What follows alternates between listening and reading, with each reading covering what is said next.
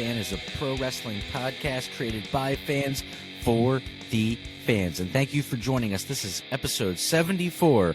All three guys are back today, healthy, no one's sick. Let's go. I am your host, your grumpy old school wrestling fan, collector, barber, and musician, Talk Wrestling, Tim Gilbert. And I'm your host, the architect of pro wrestling podcast, Funko Pop collector, Booker Andy. Booker Andy, merch now on Pro Wrestling Tees. I'm also your host, the no-selling wrestling indie fan and football lover, Jeremy. Guys, I think that's going to be our next shirt. I want a no-selling indie fan wrestling football lover, Jeremy, and I think in my head, like it'll one be of those typography shirts where it's like, yeah, it's going to be the whole thing. Yeah, it's like, this is my no-selling indie fan wrestling shirt. No, I'm thinking we got to have something inspired by Jeremy's favorite football team. We've never had any other shirts besides black and white. I think it's time we get something red. What do you think? What do you think, guys? Red shirt. Yeah, there we go. Yeah, I'd rock a red shirt. All right. Well, cool. Guys and girls and everybody else, today we are going to be talking about Jeff Hardy, Sami Zayn and the Usos, Tony Khan making an announcement, and more. Tony Khan also won Booker of the Year, but we'll get into that. Insane. I can't believe it. Oh, my God. But first, please, before we get started today, go to YouTube, search the PW Fan. You'll find all of our episodes, all video, some audio from when we first started, but mostly video. Please subscribe, like, all that stuff. Help us get to 100 subscribers so we can make a real URL. And we have merch on ProWrestlingTees.com/the PW Fan. 5 shirt designs total, with maybe a 6th coming with this new Jeremy shirt. 3 different PW Fan logo shirts and 2 Booker Andy shirts. Go check them out. Very wearable. I'm telling you, these aren't some shirts that you're going to feel embarrassed about wearing around in public. I think we did a good job. For all other social media, search at the PW Fan, where we kindly ask that you like, subscribe, leave a review, and all those things. All right, well, guys, Andy, I'm going to pass it over to you and let you get us started, okay? Here we go. As Tim mentioned, we're going to be talking about Jeff Hardy. Jeff Hardy's finally went to court after constant postpones. And the findings of the court and charges for Jeff Hardy were, let's see if I can remember this correctly. So, they suspended his license for 10 years. 10 years. That's 10 years, a decade, dude. He's gonna be an elder. He's gonna be like a elderly senior person. citizen. He's gonna be a senior citizen by the time that he gets his license back. I believe he has to get all of his cars impounded. Wow. And I'm sure there's a huge fine, but there's no jail time. And I believe. I mean, I don't know if this is a court thing. It's probably not, but I know he's still under contract and he can wrestle again only after he does rehab. He does not need to wrestle. I know. I feel I like know you want him back, but no, I don't. Surprisingly, I don't. I feel like when Jeff wrestles, bad things happen in his life. It always leads to something not good. And it only happens. He even has an easier schedule with AEW. Yeah, it's just I don't know, man. Yeah, it's once a week. I think I don't know. I mean, we can't read this guy's mind, but he might get stressed. I don't know. But anytime it's wrestling related, he always gets in trouble. He's gonna be like, I need one more swanton off of this at age 60. Off a ladder on top of the roof. I mean, I'm game for one more, but then that's it. No, not one more, Tim. Come on, just do it. So yeah, who knows when I feel like it's going to be a while, at least a year before we see him back on TV. Oh yeah. Poor Matt. He's stuck with Ethan Page. The Firm. Yeah, until then. The other thing I want to talk about before we get into Raw is, so we talked about how WWE is looking to sign someone bigger than Jay White, and I think we mentioned that Kenny Omega's contract is up soon. I I just wanted to say Kenny Omega is in a really good position to negotiate a salary with AEW and Tony Khan. Oh yeah. If, say, WWE was looking to bring Kenny over. Yeah, he's in a really good position. And Like, you know what would they extend his contract, though, because of his time off from being injured? Yeah, I think they said that already, that he has some time added on because of his injury. I mean, if his contract's coming up, that means the Bucks' contract are coming up, too. Yeah. But you know, it's a huge year for contracts in wrestling, because I think there's a lot in AEW. There's also a lot in WWE, is what they said. It's going to be very interesting. You know, if I could just throw my 2 cents out there, you know, because I think about this stuff, man. Like when I'm like really nerding out, like I love the behind the scenes stuff, and you know, we'll get into Tony Khan winning the Booker of the Year, but like if I'm a pro wrestler and I have the option to go to one of the 2 companies, like right now, I feel like I'm choosing WWE. Where a few years ago, I would have definitely said AEW because, you know, it's like the unknown and it's like exciting. But now I'm like, eh. Let me piggyback on top of this, too.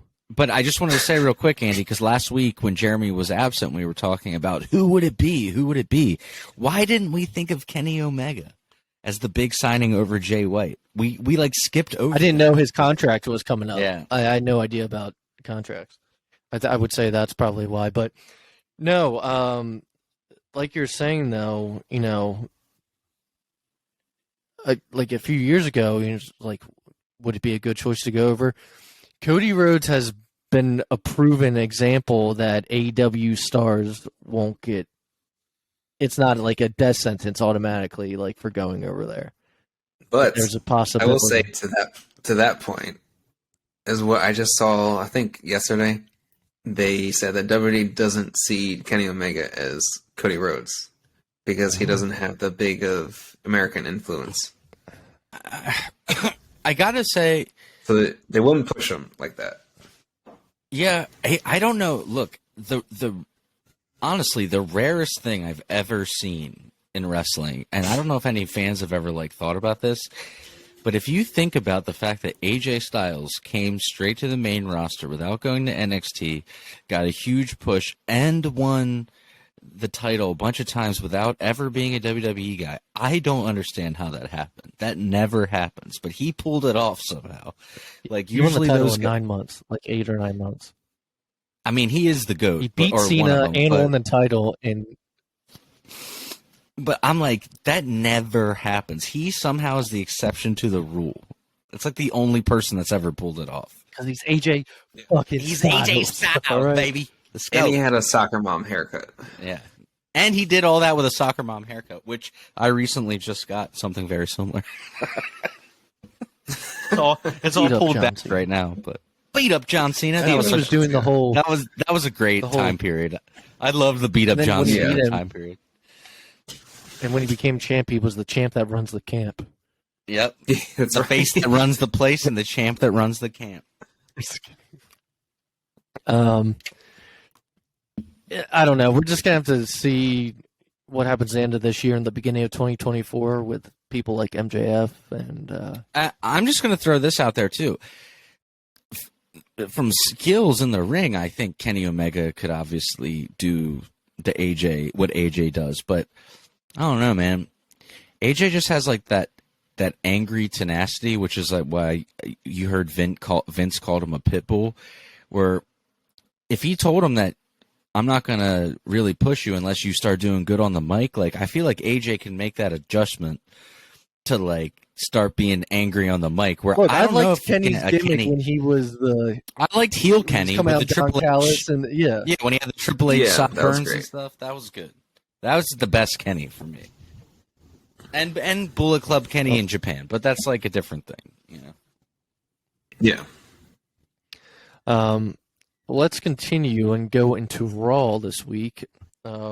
This Raw was 2 days after Elimination Chamber. Sami Zayn opened up the show. I know they weren't in Quebec, but they were still in Canada. They might have been in Ottawa. I think, actually, now that I think about it. Yeah, they weren't in Montreal anymore, but I forget where they were. But he opens up the show. He talks about how he feels bad for letting the people down. And he says, the story is never over, and we are entering the final chapter.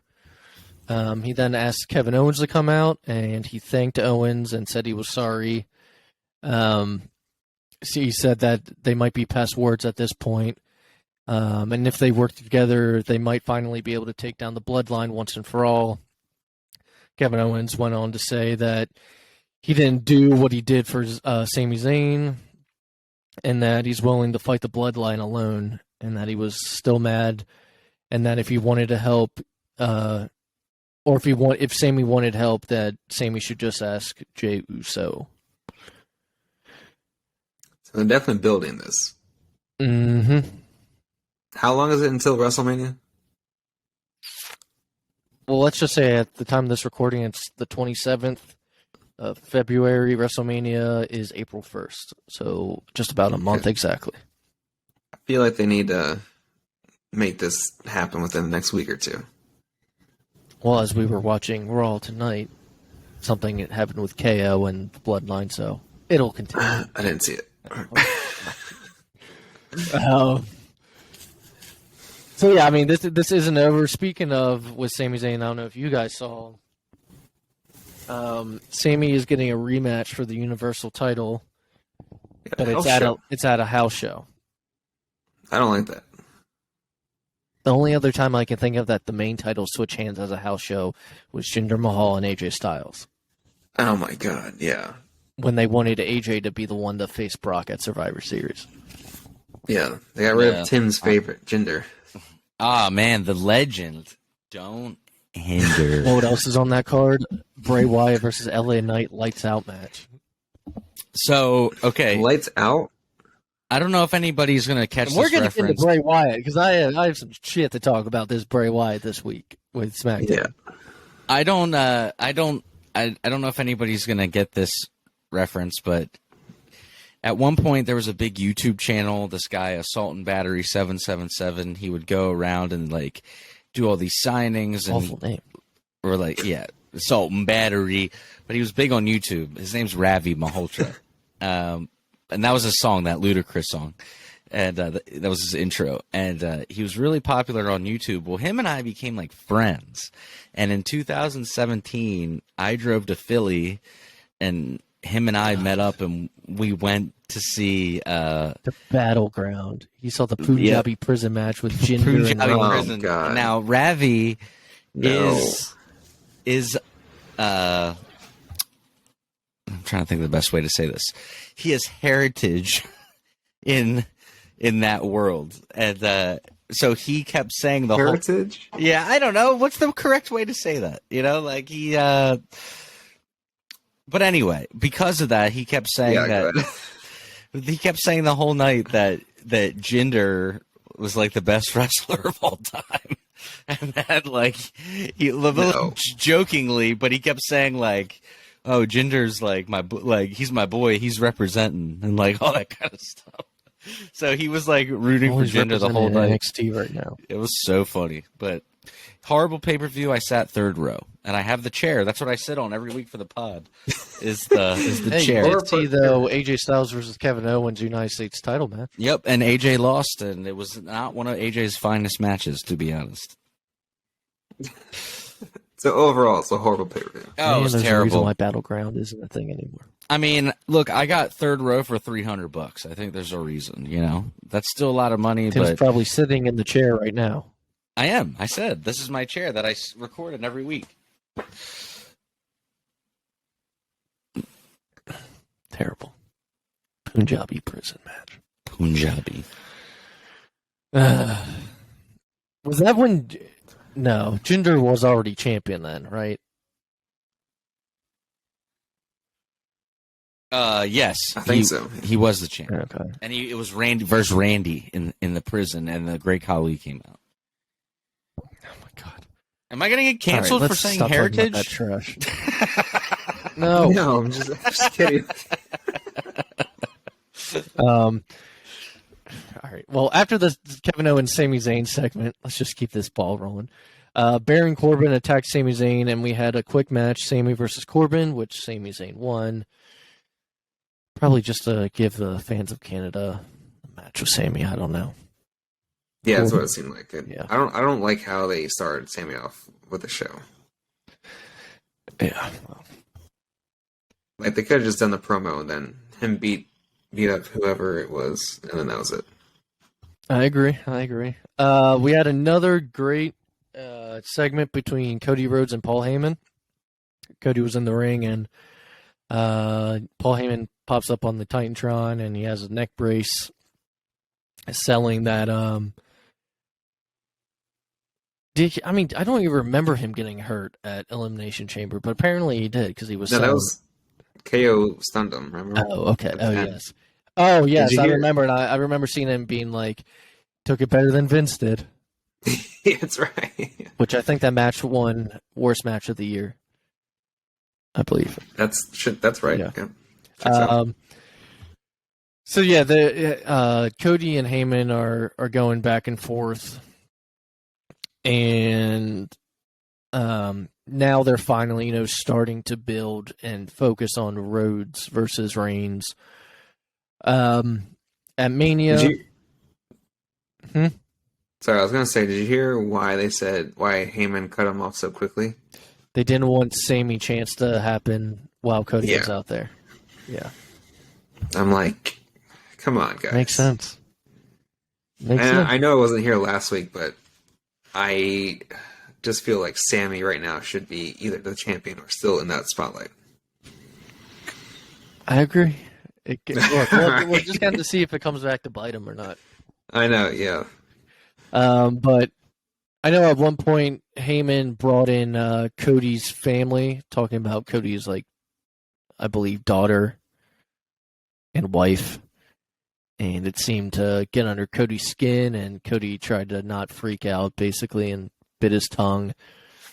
And he said, wasn't this segment cut short or something like that? I'm not sure. I didn't read anything, but if you did, maybe you did. I don't know. I just definitely do know about why he interrupted him so quickly. Because he literally got out. Cody literally got out there and was like, "So what do you want to talk about?" And then it went. Yeah, is that going to be his new thing now? That's been his thing. He used to say that in AEW. Well, he said it two times maybe in AEW when it was the controversial thing, and now he says it every single time he goes out there. I think he said it just about every time he's come out there since he came back at Mania. Not just he definitely said that. Yeah. But Cody warned Reigns not to send Heyman to speak to him again and said that he would see him soon. So I wonder if it's going to be this week or next week. But apparently we'll be seeing Cody interact with Roman Reigns coming up. This I was not happy about. I think it's a terrible idea. But MVP sent out a challenge to Brock Lesnar for a match against Omos at WrestleMania. Now, right today. The original plan for Brock at Mania was Steve Austin, but Steve Austin denied it. He said no to a match. Omos apparently wasn't their plan B or even plan C. So I don't know what the other ones were, but I know they wanted Brock against Austin. How... Easy story to tell, though, because Steve Austin walked out of the company because that was 20 fucking years ago, dude. These kids aren't gonna remember that shit. But I get that story. Easy storytelling, though. But I was just thinking, how would you even do that story? How would you make Brock and Austin hate each other enough by Mania to make it make sense? Because these guys hunt together and hang. Everybody knows this. Yeah, if you watch the Broken Skull sessions, they're real cool with each other. Yeah, they're like bros. Do you think Stone Cold trust Stone Cold trust Brock? And that's the other thing. Brock can't do these, or not Brock. Austin can't do suplexes to the back of the head. He can't. He could take an F5. He could do a brawl like he did with Owens, but he can't take a German suplex. It's too dangerous for him. And that's Brock's thing. Well, I'm sure Stone Cold said no to a lot of money. Well, you got to He think. doesn't really need it, does he? Brock. Remember that Brock has to approve his opponent, so apparently he's approved Omos. But this is not going to be good. This is some classic 1980s. It's going to be like one of the Vince. slowest matches, I think, ever. It's going to be like who was the guy that dressed in like the fur against the Undertaker? It's going to be The Ric first. Flair. Ric Flair, no. I kill you. It's He was that like guy. a Sasquatch character. Yeah, it's that guy. It's What was his name though? I'll look it up. But when he was in WCW, there's this story of they kept trying to tell him to like cut a promo on Ric Flair, and they're like, tell him that you're really gonna you're gonna put the hurt on him, and he just kept saying, and then they would keep redoing it because he's like, you're not allowed to say that. Do it Giant again. Gonzalez. Yeah, Giant Gonzalez. He would just keep saying, Ric Flair, I kill you. And then Bruce Pritchard would be like, no, you can't say that. I kill you. And then Imagine if they did that now. Repeating it. Yeah, and then he would do it again, and he'd be like, no. You're not allowed to say that you kill him. You just got to say that you're really going to mess him up. So I'm not looking forward to this match, Omos and Brock. Giant Gonzalez, dude, that's a great comparison. This is what I've thought about I don't know since. who's looking for it. Yeah, I don't Giant know who's Gonzalez is 6'9". Omos, though they build Giant Gonzalez, they build him for 8 feet tall, which is hilarious. He's But- not. Giant Gonzalez might have been 6. Wait, are you serious? 6'9"? That's what I'm That reading. man, They dude, build that him man at had 8 to. foot tall. Bro, he had to be on stilts or something. Something's not right with that analysis. Because have you ever seen the footage of him? Stilts. He's like towering over Taker On stilts. at that How would he WrestleMania. wrestle on stilts? I don't know. I mean, he couldn't wrestle at all. Omos is built at 7'3". Stilts. 7'3"? I haven't said that word in like 20 years. And Omos is a year younger than me. Hilarious. That's crazy. Omos is 29 years old. God That's wild. He looks like he's 46. damn. He does look like it. Backstage, we had a backstage interview with Seth Rollins, who basically has called out Logan Paul. God. And, Womp womp. you know, Another it looks like that's the womp womp match moment. we're getting at Mania. The original plan was Logan versus John Cena, but I believe I read that the company sees Austin Theory as a future main eventer, and it would help him better if he faced Cena at Mania. So far, Wasn't that going to be a thing last Mania? I thought it was I rumored. don't know. I think Cena's coming back this week, though. So basically, the Probably card that we're maybe getting so far, as of recording, Monday, the 27th of February, would be Logan Paul versus Seth Rollins, Omos versus Brock Let's round it Lesnar, off. Omos versus Brock Lesnar, and then John Cena versus Austin Theory, Roman versus Cody. Roman versus Rhea Cody. Ripley versus Charlotte Flair. Okay. Possibly Sammy and Kevin versus the Usos. Probably is. Okay. I mean, it's like not like bad. It's just Edge like, versus Finn Balor, Hell in a Cell is the God, possible. that winner. match. I'm just like, I don't know why. You would think I'd be like looking forward to that, but for some reason, I'm just not. I don't know why. I'm so sick and tired of that storyline of the, whatever the fuck. Bray they're called. Wyatt versus LA Knight in a Firefly Funhouse match. Jesus. No. No, I'm just kidding. I was like, oh God, I thought you were reading that off something for a second. I was like, I know. Yeah, that's all I know so far, though. We had the Miz and Maurice had a backstage segment where he was handed an envelope, and he said that he won't read what was in it just yet. I have no idea what it's for.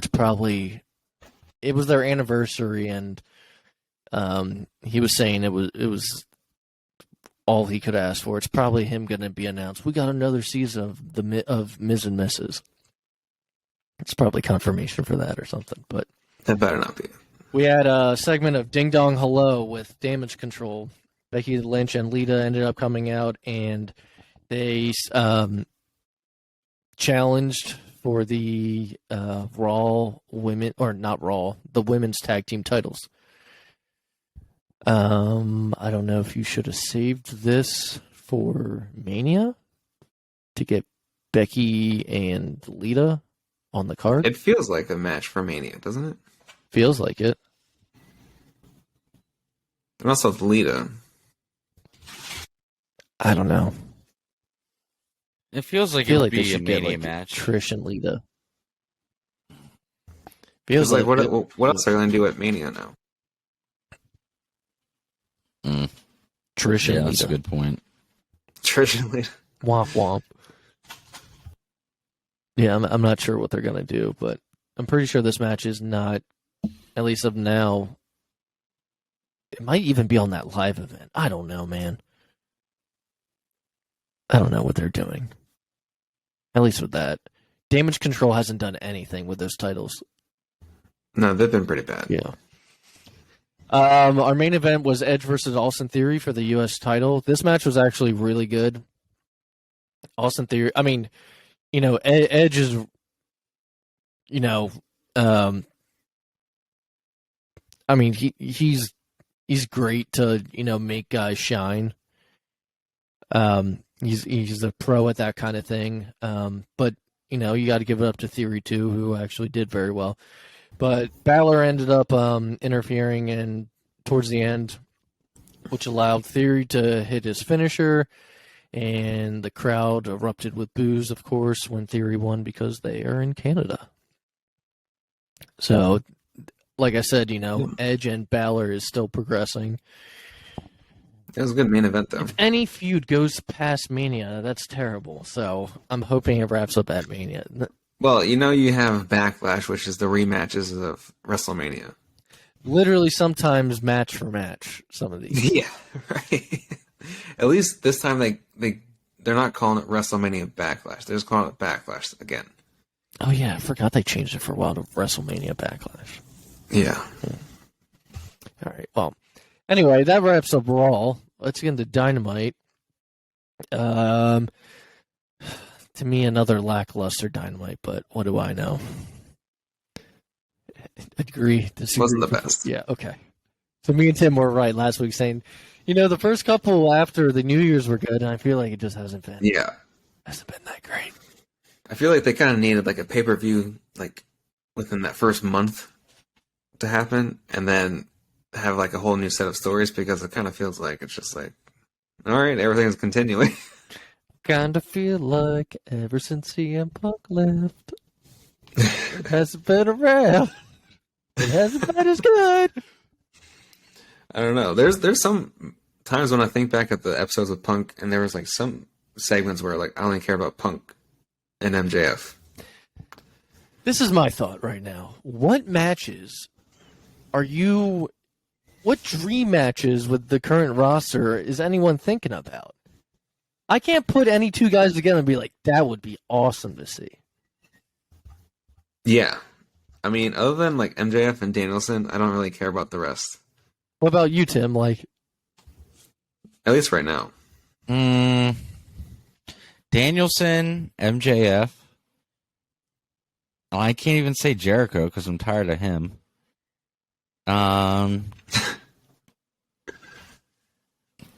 there's nothing in my head that I'm like, that would be a really good card if you had these matches on it.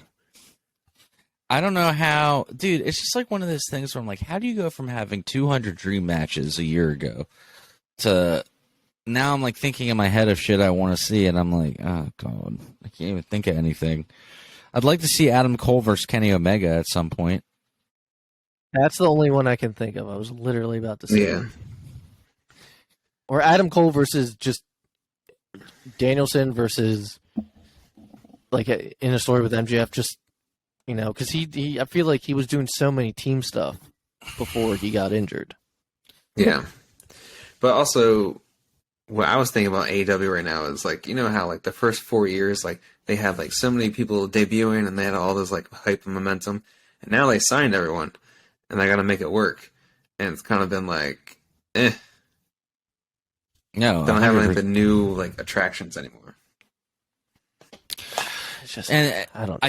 I think what they could do right now to make some sort of comeback. Sorry, I got distracted. I was seeing Cody wrestling on Raw. I was like, whoa, don't see that often. Yeah, Cody and Gable, I bet this match is great. Yeah, I'm gonna definitely rewatch this later. So it's like one of those things where I'm like, okay, let's say, and I know we go on and on and on about this. Let's say you do have Punk come back. That's the only thing I can think of that's like capitalize on all this publicity from this press conference before it's too late. You know, before nobody cares anymore. You still got another couple weeks left or a month or so before people just don't care anymore.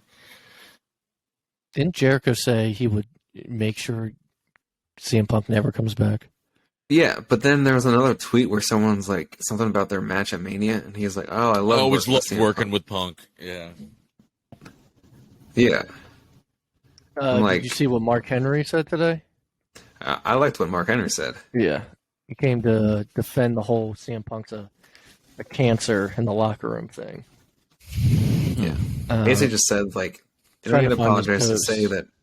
Yeah, sorry, go ahead. No, I mean you can try to summarize it out. I'm trying to find Mark Henry's actual post that he. Oh yeah, I was just gonna say that he basically just said like, "Don't need to apologize for anything. Just say like, hey, sometimes people just disagree and they say things you shouldn't, and we move on." I'm like, yeah, that works. Man, And also, it'd where's- be a great like trios match if it was him, FTR versus the Elite. Mhm. Okay, I found it though. So this is what Mark Henry said. He said, if I was in charge, I would bring him back, and I would bring him back with him saying to the wrestling world, not an apology, but just state the facts. That grown men will disagree, and things will be said that probably shouldn't have been said, and I regret airing my dirty laundry in front of the world. It won't happen again. Do we agree on everything? No. Can we work together and exist and have a business relationship? Yes. I will not let my personal feelings, my personal gripes and concerns interfere with business again, because ultimately the important thing is business, and I am the business, and business is good. AEW is better with me around. So that came from Mark Henry. Yeah, that sounds pretty good, right? Get Tim's take. It looked like he was about to say something. Tim's like, yeah. I don't know, man. CM Punk shouldn't have to say shit.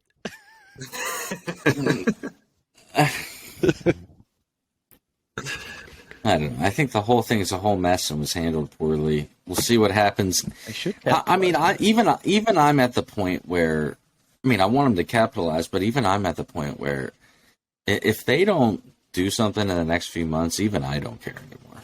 I'm like over it. Yeah. Well, let's get into Dynamite and see. I was gonna say, did you see that Punk was at that New Japan show? Mm-hmm. Yeah, sitting with a bunch of Yeah, people. Danhausen posted something like, I hope he didn't spend the $90-something he owes me for those seats. Yeah. Something like that. I couldn't tell if he was joking or not, but I don't know. Yeah, he was joking. That's his boy.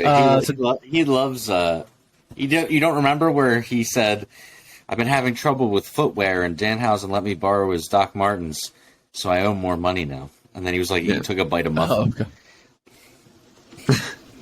Oh, okay. So Dynamite opened up with Orange Cassidy versus Wheeler Yuta for the All Atlantic Championship. If you remember, it's been so long. Wheeler Yuta used to be a part of that Best Friends group. God. Yeah. So it was that was kind of the story that was told here. Winner was Orange Cassidy, who retained his title. Afterwards, I think Cassidy wanted to give Yuta a hug like old times, like the best friends do. And Claudio came out and told Wheeler to get out of the ring. So no best friends hug happened. It was a good match, though.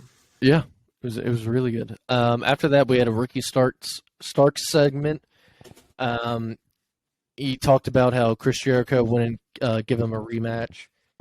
And so he decided to issue an open challenge to anyone in the back for a match at Revolution because he wanted to be on the card. Jericho then interrupted well, we interrupted Starks, and then Peter Avalon came out, and Jericho gave him the juice effect, and Jericho ends up getting into the ring, and with words, Starks pretty much manipulated Jericho to get the rematch that he wanted. I'm trying to think of some of the things he said. Click, though. He what? Did that pen click? Remember, like when he had the list? Yeah, he did the list pen click. Yeah. He did. He went like this. He went click. Yeah.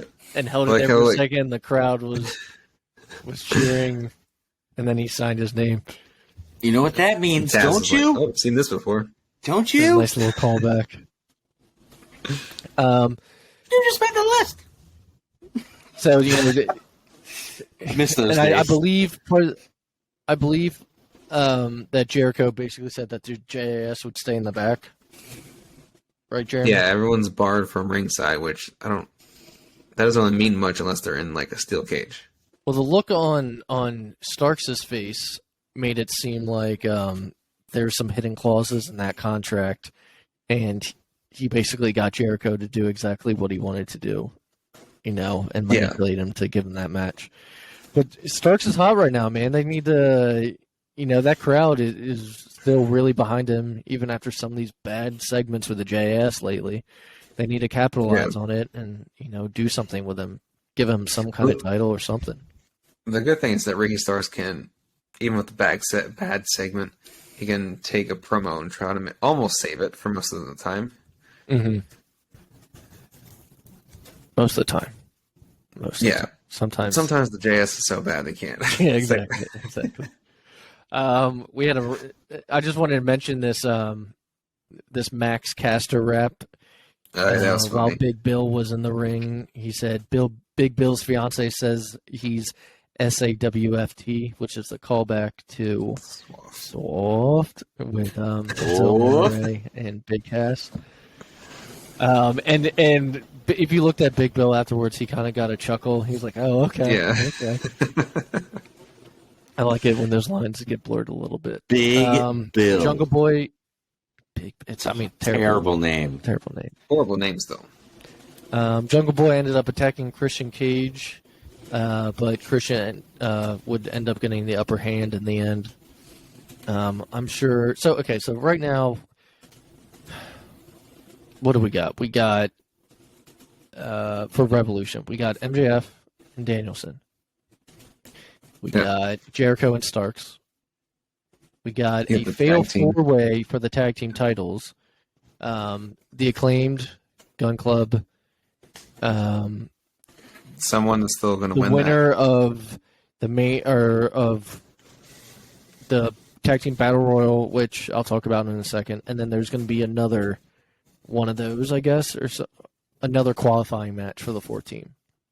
Yeah, basically. And then I have 2 more matches to announce. So as I read, that got announced this week. There's a triple threat match set for Revolution. It's Saraya versus Ruby Soho versus Jamie Hayter for the AEW Women's Championship. I think Jamie's gonna retain, but she should. Retain. I don't think they're gonna put him on Saraya. Saraya almost gets no reaction when she comes out. Her and Tony's no one cares. Why did she go heel? Why is she Ronnie heel? Radke cares, all right. It's got to be the worst signing they've ever made, to be honest. Saraya, really? Worse? As far as the think about what they're paying her. That is true. I think they thought. What does she do? Like, people would be more hyped if Sasha Banks had signed than with Saraya. Okay. Oh, they need her though. Saraya came out and got that big pop that one night. She botched like 4 promos in a row, and finally everybody was just like, "All right." Yeah. I mean, I agree. And she's going to make that main event money into her contract is up. Who knows how long it is? And they don't do anything.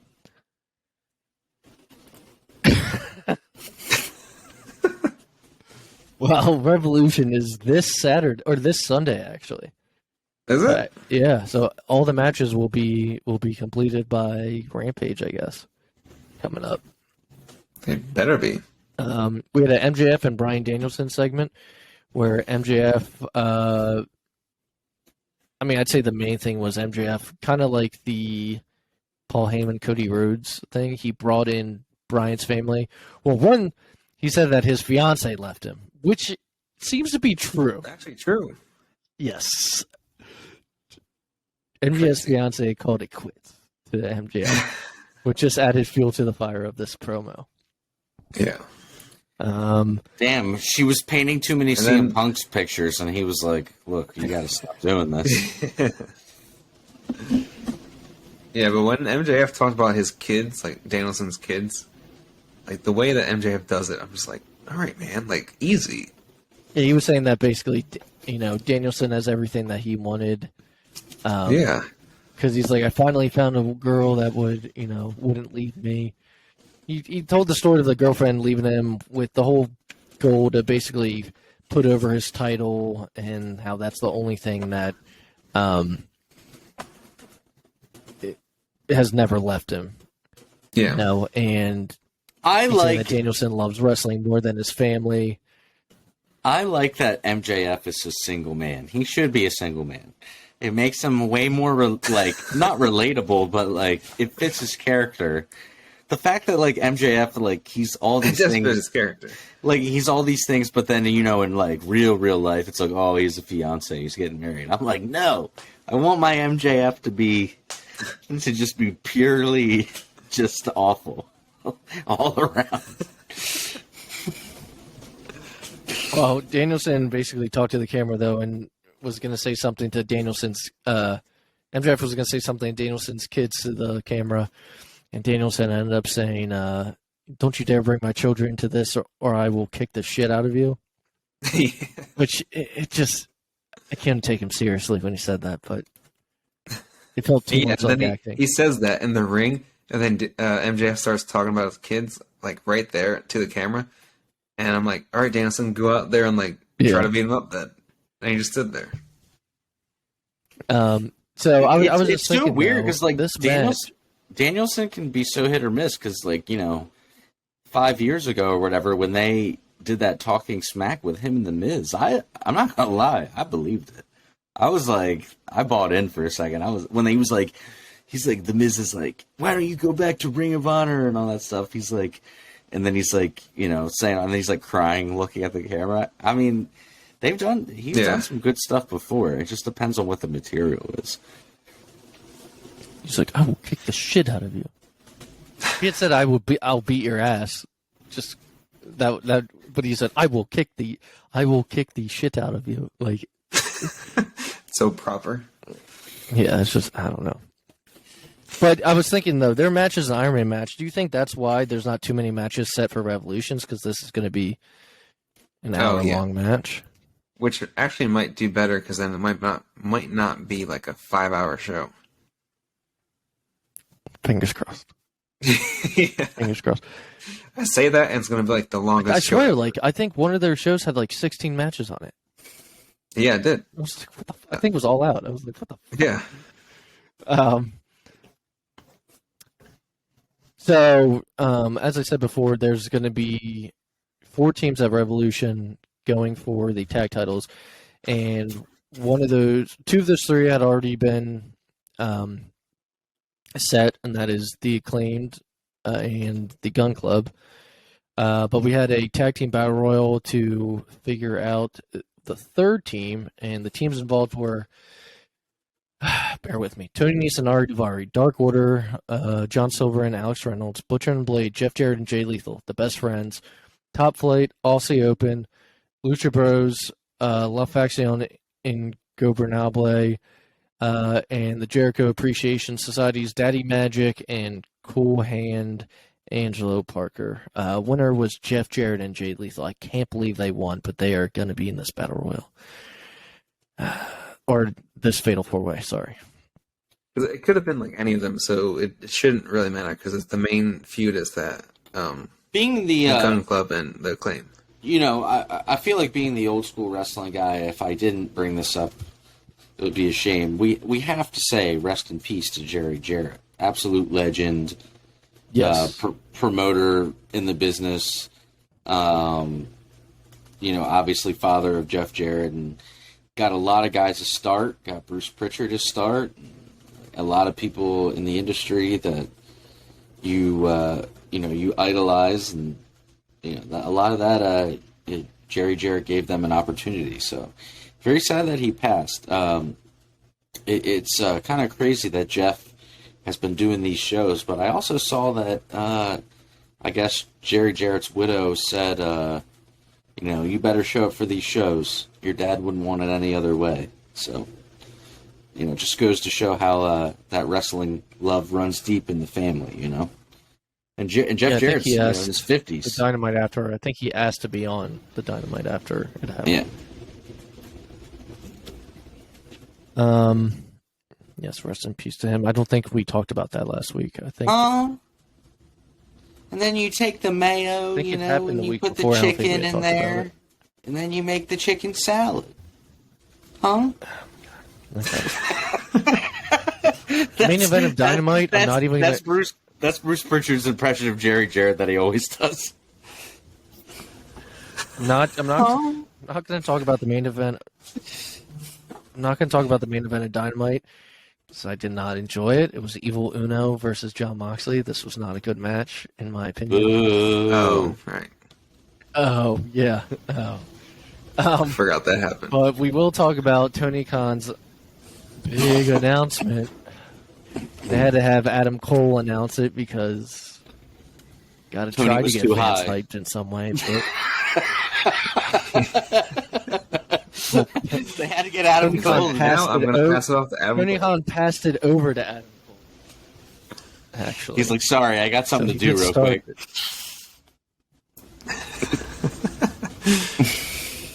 He's like, anyway, you know what? Actually, on second thought, Adam Cole's going to do this. I have something else. I have something else I got to do. Adam Cole announced the new weekly TV show, AEW All Access. God, it's going to be terrible. Which is basically a behind the scenes of AEW. Yeah, it's going to be the same thing as the Road to the Top without show. the family life stuff. I don't want to see any more. Is this just in response to they can't do Road to the Top anymore, so it's just a replacement for it? I think so. We still have a TV deal for this other show, but let's just not do Road to the Top. Let's just do this instead. I mean, look. Who's going to watch it? Me, because I watch them all. I watch the Bellas. I know. I'm going to watch this too, let's be honest. But, like, no one's... You kind of get it with... no one's asking for this. Yeah. No. But you know why? I'm pretty sure why he said it was a big announcement and got all hyped. It's a big announcement for the company and the network stuff. It's not a big announcement for any of the fans. No, not at all. That's the only reason I can think of. They said big announcement. Dude, I love Adam Cole. I'm sorry. They wanted people to stay around and watch the show till the big announcement. I love Adam Cole. I don't care to see him hanging out having lunch with Britt Baker at Outback Steakhouse. I just don't care. Like, I just, like, I don't need I hope that. That's not it. I don't need to see it. Yeah. Well, that's all I have to say about Dynamite. I'm not even covering Rampage this week, so let's get straight into Smackdown. AKA WCW Thunder. Just what I mean, I can't. Jeremy, do you remember anything worth talking about? Sunday Night Heat Rampage. Oh well, there was the Elite versus Aussie Open guys. Yeah, I mean it was a good match. It was a really good match. It was a really good match, and House of Black came out afterward. So I hope they officially make it official for. I think they did. For Revolution? Yeah, so it'll be the Elite versus House of Black for the Trios That's title. a match I'm actually kind of looking forward to. Yeah, that'll be good. Did we talk about Tony anyways, Khan? SmackDown. Did we? Well, before we get to SmackDown and we get away from AEW, did we talk about Tony Khan winning Booker of the Year? No, I'll pass that over to you. I mean, I just saw that in Meltzer's world in the Observer. He was voted fucking Booker of the Year. Yeah, so Triple H came in like third. Yeah, but hold on. Triple H has only been Booker for like 3 months. Yeah, so but how I think consistently good has his booking been? It's the entire year, so I think that's the only reason why. You know who came in last? Basically, they're saying WWE has been shit. Or like whatever the top numbers is. I'm not saying last in the whole country, but the last on like the top, if it's a top 5 or a top 10 or whatever it was, I saw Shawn Michaels came in last place for booking NXT. Oh, I thought you were going to say Booker Andy. No, Booker Andy would have won Booker of the Year. I'm telling you, you've nailed you've nailed everything. Shawn Michaels for NXT 2.0 Yeah, he got last place. I mean, that kind of makes sense though. I mean, it's not all the way wrong. I'd still rather watch it than Rampage. Yeah, that's true. How did Tony Khan win Booker saying. of the Year though? Doesn't make any sense. Can they just? I think it's only because of those pay-per-view shows. I think also like got a hard on for Tony Khan. He loves them. No, I think Meltzer even said that this voting was a little weird this year. I think basically he said all around the choices weren't great, But He's like, the best of the. You're picking the shiniest piece of shit in a shit pile, right. basically. It wasn't a great. What should have been a fantastic year for wrestling actually ended up not being the best. That's very true. It ended up with a lot of drama and just backstage stuff. Hey, Yeah. look, like if you remember the beginning of like 2022, all the way up to like Forbidden Door, Tony Khan was doing pretty good with the Punk and MJF stuff, and Yeah. Forbidden Door was great. I thought. I mean, there Yeah, was it a was lot great, of yeah. good. The back half of 2022 was good for AEW. I'd agree. The first half. The back half, yeah, the first half. The first. Yeah. You know what I mean. Okay, yeah, let's get into SmackDown, guys. So Jimmy Uso, in the beginning of the show, was speaking backstage, and he said that he wanted to see Jay in the ring later tonight, which we'll get into later in the night. That was how the show would end up going off the air. Dominic and Rhea showed up to SmackDown this week and interrupted a now babyface Santos Escobar. I don't know what happened to the team that was with him and Zelina Vega, but it's kind of just been Santos lately, hanging with Rey Mysterio, being buddy-buddy. LA Knight ended up cutting a promo, which, love me some LA Knight, love seeing him on TV. But he would be interrupted by the New Day. I think LA Knight called them the Nerd Day, which made me laugh, but whatever. Kofi would end up talking about Kofi Mania, and LA Knight said, "How did that whole Kofi Mania thing work out for you anyway?" Even though the New Day said it ended up good, I think he was referencing Lesnar basically freaking destroying him in like 15 seconds. This would, though, lead to a match with Kofi versus LA Knight that Kofi would end up winning. So New Day are back on SmackDown because they are no longer the NXT Tag Team Champions. There was a segment with Charlotte Flair that I actually... God, I love to hate Dominic. I actually enjoyed it because of him. Yeah. He came out, and it was supposed to be a face-to-face with Rhea and her, but Dominic would come out instead. And there was a back and forth between these two, and I guess, the whole on-screen thing with Rhea and Dominic is that they're together in some weird way. But Charlotte Flair would end up That's saying, his mommy. That's his mom. I have a real Latino man at home who calls me mommy with a much thicker, and then she paused and she said accent. Oh.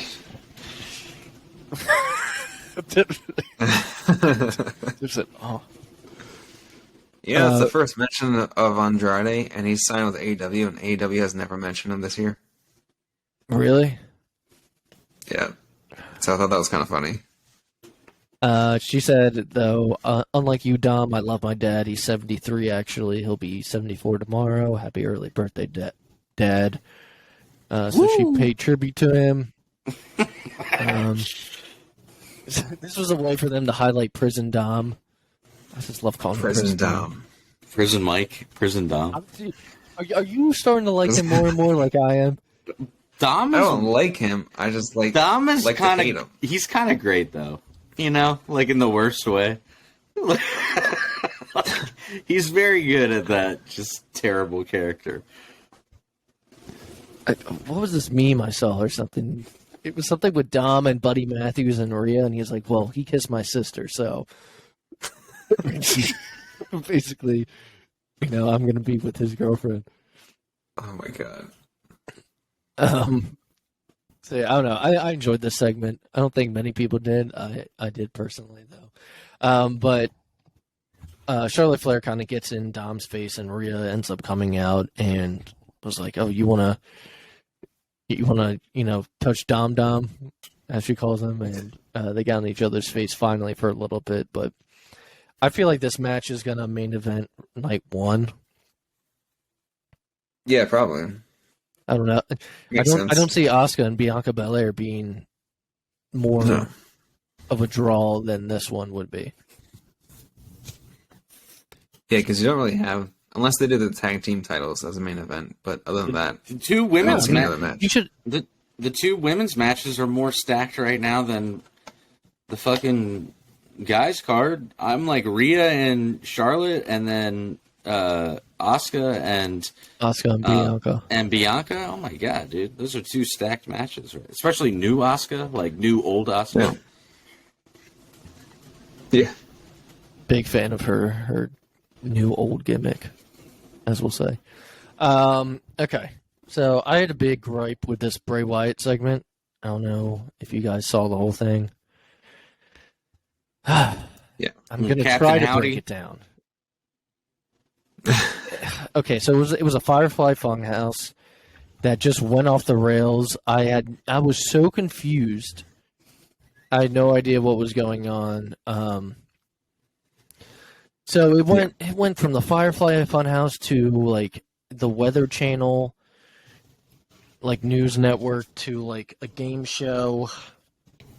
It just kept moving around, and at the end, it like showed some open doorway that was flickering stuff, and he said, "Can you keep a secret?"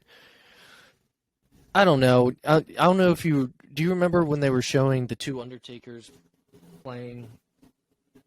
They were like toy Undertakers, and the hands were up. I don't get it. Yeah. Playing with them. Yeah. So everyone was saying those looked like Alexa Bliss's hands. They definitely were a lady's hands, but they looked like her hands. Okay. Then the part when they switched over to the game show, everyone said sounded like Eric Young, the voice that was being used. Well, people are saying that rumors that's that the rumor that Eric Young's coming. Is that back. Eric Young's coming back? So maybe he'll be involved with this whole stuff. with So Captain, that makes sense. with Captain Howdy and Bray. I don't know. Or do they bring him back with Nikki Cross and do the insanity thing or whatever? I like that better than Insanity. Bray. Yeah. But I did not like this segment.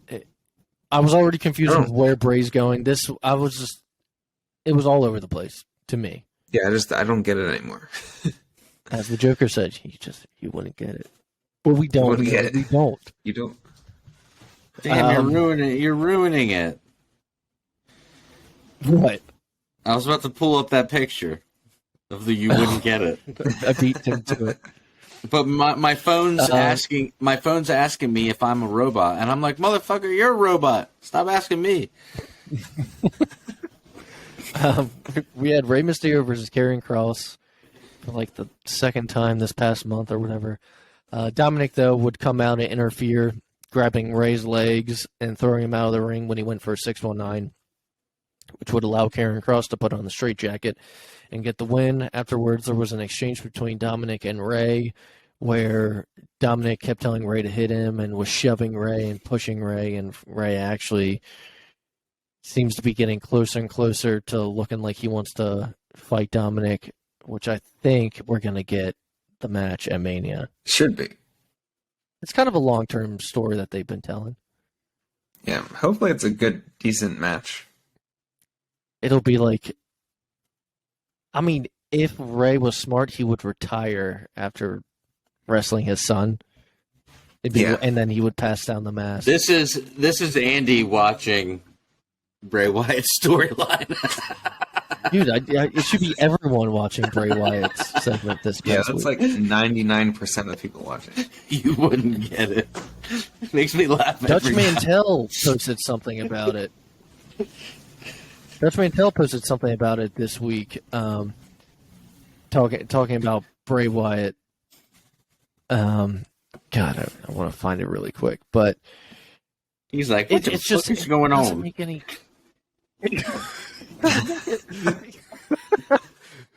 Dutch is doesn't like, make what the any fuck am I watching here?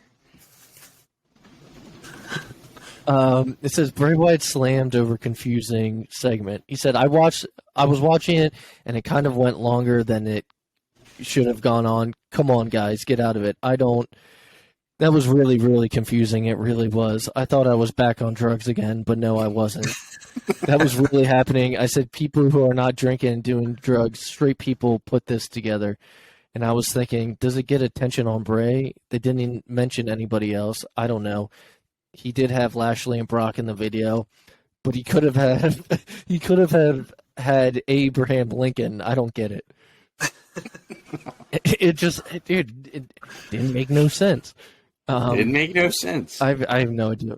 It didn't make no sense. I didn't know what he was doing. But let's get into how the show closed, which I thought was a strong final segment. Jimmy Uso comes out to the ring and he cuts a promo seemingly on his brother, and not in a bad way, but he wanted his brother to come out. And he blamed Sami before Sami comes out. So he cuts a promo, Sami Zayn appears, there's an exchange back and forth between those two. How long has Carmella been wearing like the Jinko jeans? That was her original gimmick. Since she's came back, she's been doing that gimmick again. She's wearing some like baggy pants. She's on TV right now? Yeah. She's wearing some like Jinko jeans wrestling Asuka. Like some Hardy Boys pants. What? We're not talking about Carmella. Yeah, Carmella's literally wearing like Hardy Boys pants, but they're like neon green. Anyway, I'm losing my train of thought, guys. So Sami, when he's in the ring with Jimmy, if you guys remember, Jimmy was the only one vouching for him in the beginning when Jay didn't like him. Yeah. So Sami was talking to him about that. He said, you made me the honorary Uce. Remember that? He said, you took me down with zero hesitation.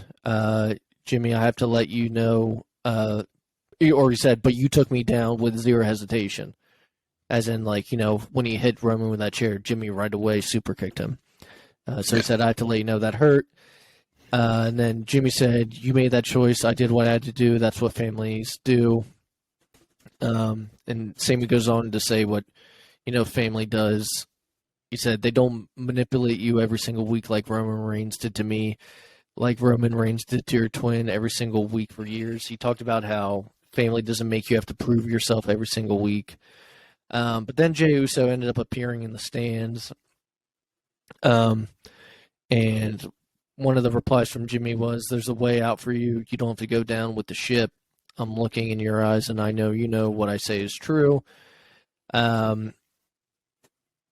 Zayn gets distracted when looking over at Jay, and Jimmy attacks him, but Sami ends up getting the upper hand and gives Jimmy a haluva kick in the corner and exits through the crowd while Jimmy's in the ring, and Jay is on the other side of the barricade, Sami exits through a different part of the barricade into the crowd, and that's how the show goes off the air.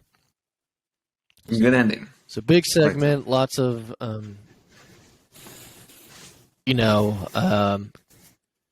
turmoil going on with the bloodline right now. A lot of friction. Where we go from here, I don't know. Seems like Jay still doesn't know what side he's on. He's going to have to pick a side. If they do end up going in that direction for Mania, he would have to pick a side and turn on Sami at some point. But right now, he's still he's still on the fence with everything. So, but that wraps up SmackDown. So, Tim, if you want to take us out, or if you guys have anything to add before Tim takes us out. I don't have anything to add. Do you guys? I've said my piece. It's probably just the best storyline maybe of this decade. Unfortunately for Cody Rhodes, yes. Well, yeah, that's right. I will take us out here. Classic show of the week is WrestleMania 3. One of, if not the classic show of the 1980s, with such matches as the Bulldogs versus the Hart Foundation, Macho Man Randy Savage versus Ricky the Dragon Steamboat, and of course, maybe the biggest main event ever, Andre the Giant versus Hulk Hogan. Andre the Giant. Yeah, go. This is an old school. And if you want to watch more about that rivalry, A&E has the series Rivals, and that was the first rivalry for this new season that just started last week. I actually just watched it, so it's funny that you brought up WrestleMania 3. Go enjoy WrestleMania 3. It's one of the best pay-per-views of all time. Just a big spectacle. So many people according to the WWE, over 90,000 people in the Pontiac Silverdome. So go enjoy. And if that wraps it up, we will join you all next week, and we can't wait to be back next week talking all things pro wrestling with you, the fans. All right. Bye-bye, everybody. Have a good rest of your week.